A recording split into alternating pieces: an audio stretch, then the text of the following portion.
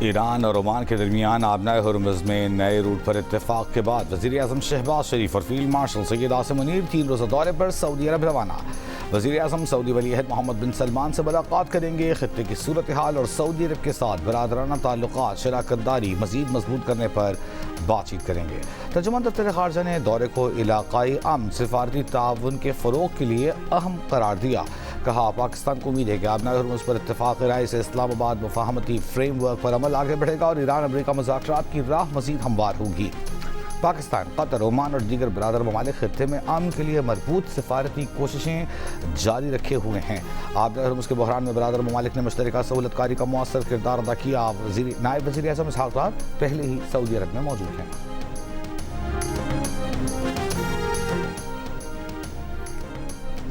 ایران کے نائب وزیر خارجہ قاسم غریب آبادی کا کہنا ہے کہ آبنائے ہرمز پر ایران عمان مفاہمت کے آخری مرحلے کے قریب ہے۔ مفاہمت کا مطلب یہ نہیں کہ آبنائے ہرمز مکمل کھولی جائے گی۔ آبنائے ہرمز میں ٹول ٹیکس کا معاملہ ایرانی فیصلوں اور امریکی رویے پر منحصر ہوگا۔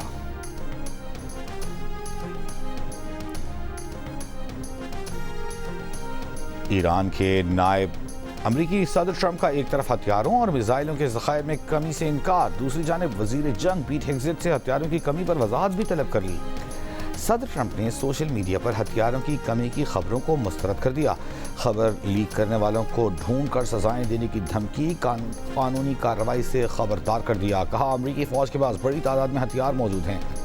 دوسری جانب امریکی اخبار نے دعویٰ کیا کہ صدر ٹرمپ نے ہتھیاروں میں کمی سے بر وقت آگاہ نہ کرنے پر وزیر جنگ پر شدید برہمی کا اظہار کیا، گمراہ کن رپورٹ دینے پر وضاحت طلب کی۔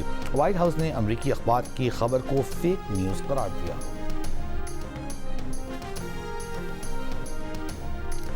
ایرانی فوج کا امریکہ کی جانب سے کسی بھی خطرے سے نمٹنے کے لیے تیار ہونے کا اعلان۔ ترجمان ایرانی فوج نے کہا کہ ایرانی فوج اپنی دفاعی صلاحیت میں مسلسل اضافہ کر رہی ہے۔ جنگی وسائل کو آپریشنل ضروریات کے مطابق ترتیب دیا جا رہا ہے۔ ایرانی فوج نے اسرائیل کے لیے جاسوسی کے الزام میں مزید 21 افراد کو مشرقی صوبے کربان سے گرفتار کر لیا۔ ایران کی وزارت اطلاعات نے بیان میں کہا کہ ان افراد نے ایرانی فوج کے بارے میں خفیہ معلومات اسرائیلی خفیہ ایجنسی موساد کو بھیجیں۔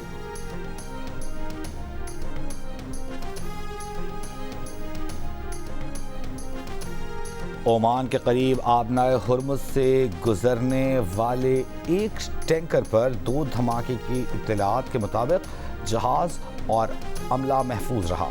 خبر ایجنسی کا کہنا ہے کہ ایران جنگ کے بعد سے باب المندب اور آبنائے ہرمز میں بحری ٹریفک میں نمایاں کمی آ گئی۔ بحری آمدرفت کے اعداد و شمار کے مطابق گزشتہ روز باب المندب سے صرف 1 جبکہ آبنائے ہرمز سے 2 بحری جہاز گزرے۔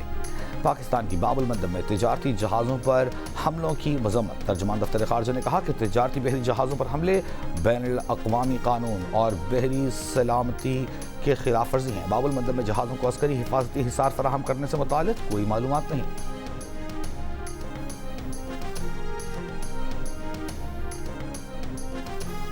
وزیر اعظم شہباز شریف سے چین کے سفیر جیانگ جی ڈونگ کی ملاقات۔ وزیر اعظم نے چین کے ساتھ اسٹریٹجک شراکت داری مستحکم کرنے کے عزم کا اعادہ کیا۔ عوامی سطح پر رابطوں، سیاسی جماعتوں اور پارلیمانی ارکان کے درمیان تبادلوں پر زور۔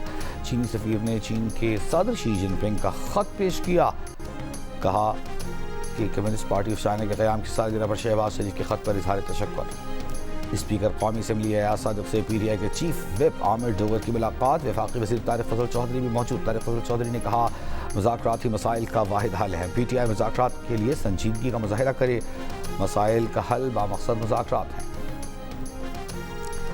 وزیر اعلیٰ سندھ مراد علی شاہ کا کہنا ہے کہ محسن نقوی کے بیان کو زیادہ اہمیت نہیں دینی چاہیے۔ صوبے بننے کا طریقہ آئین میں درج ہے، سسٹم کو ناکام کہنے والے ایک بار تھر گھوم لیں۔ احتجاج کا ایک طریقہ کار ہونا چاہیے۔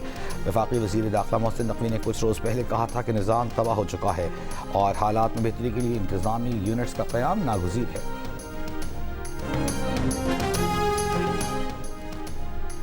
وزیر اعظم کی ہدایت پر 16 اگست کو ہونے والا ایم ڈی کیٹ امتحان 2026 ملتوی۔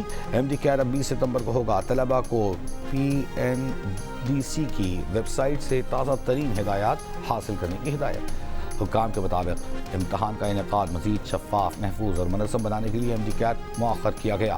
امتحان کی تاریخ تبدیل کی گئی ہے۔ لاہور ہائی کورٹ میں ایم ڈی کیٹ ملتوی کرنے کی درخواست مسترد۔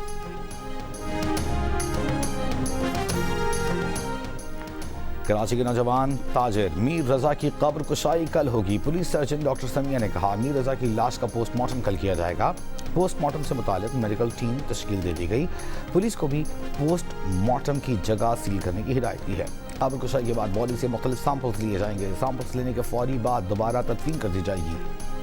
اس سے قبل کراچی کی عدالت نے نوجوان تاجر میر رضا کی قبر کشائی کی درخواست منظور کرتے ہوئے سیکرٹری صحت کو ٹیم تشکیل دینے کی ہدایت کی تھی. کہا تھا جتنی جلد ہو سکے میر رضا کی قبر کشائی کی جائے.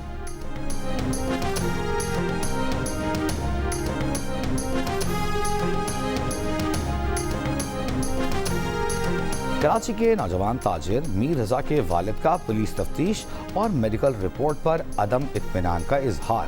انصاف دینے کا مطالبہ. جیو نیوز سے گفتگو میں کہا کہ پولیس نے اب تک ہمارا بیان ریکارڈ نہیں کیا. ہم قتل کی بات کر رہے ہیں مگر تفتیش کچھ اور ہو رہی ہے. کبھی مالی مسائل کی بات کرتے ہیں تو کبھی کچھ اور.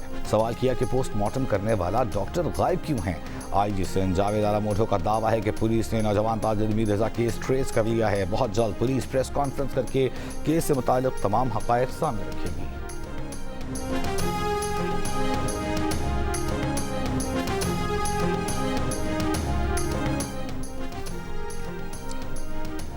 بانی پی ٹی آئی اور بشرا بی بی کی قید تنہائی کے خلاف درخواست پر فریقین کے دلائل مکمل. اسلام آباد ہائی کورٹ نے درخواست پر مناسب حکم جاری کرنے کا کہا. اس سے قبل دوران سماعت ایڈوکیٹ جنرل اسلام آباد نے بانی پی ٹی آئی اور بشرا بی بی کو قید تنہائی میں رکھنے کی تردید کر دی. کہا سیکیورٹی اقدامات کو قید تنہائی قرار دینا مناسب نہیں. جیل سپرنٹینڈنٹ نے کہا کہ بانی پی ٹی آئی کو 500 سے زائد کتابیں فراہم کی گئیں. بانی کے وکیل سلمان صفدر نے دوران سماعت ملاقات نہ کرانے اور سپرنٹینڈنٹ اڈیالہ جیل کی رپورٹ کو غلط قرار دیا. کہا عدالت دونوں قیدیوں کا طلب کر کے قید تنہائی سے متعلق معلومات لے. سائیکولوجیکل ٹارچر فزیکل ٹارچر سے بہت بڑا ہوتا ہے.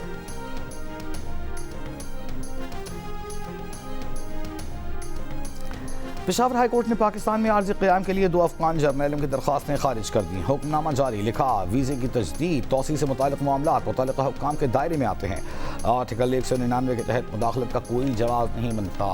دونوں درخواست گزاروں نے افغانستان واپسی پر گرفتاری ہراسانی اور جان کو لاحق خطرات کے باعث بے دخلی سے تحفظ کی استدعا کی تھی.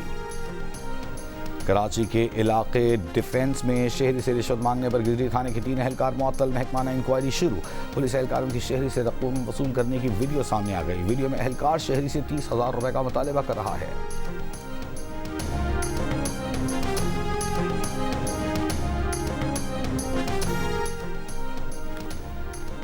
براڈ پیک پر ہلاک ہونے والے 5 کوہ پیماؤں کی لاشیں اسکردو پہنچا دی گئیں. اب تک 8 کوہ پیماؤں کی لاشیں اسکردو پہنچائی جا چکی ہیں. 10 کوہ پیما برطانوی تودے کی زد میں آ کر ہلاک ہوئے تھے. 2 کوہ پیماؤں کی تلاش جاری. لاپتہ کوہ پیماؤں میں پاکستانی کوہ پیما سہیل سخی اور خاتون کوہ پیما شامل ہیں. اور پاکستان کے خلاف 3 ٹیسٹ کی سیریز کی ابتدائی 2 میچز کے لیے انگلینڈ کی 16 رکنی ٹیم کا اعلان. جو روٹ انگلش ٹیم کی قیادت کریں گے. پاکستان اور انگلینڈ کے درمیان سیریز کا پہلا ٹیسٹ 19 اگست سے لیڈز میں کھیلا جائے گا.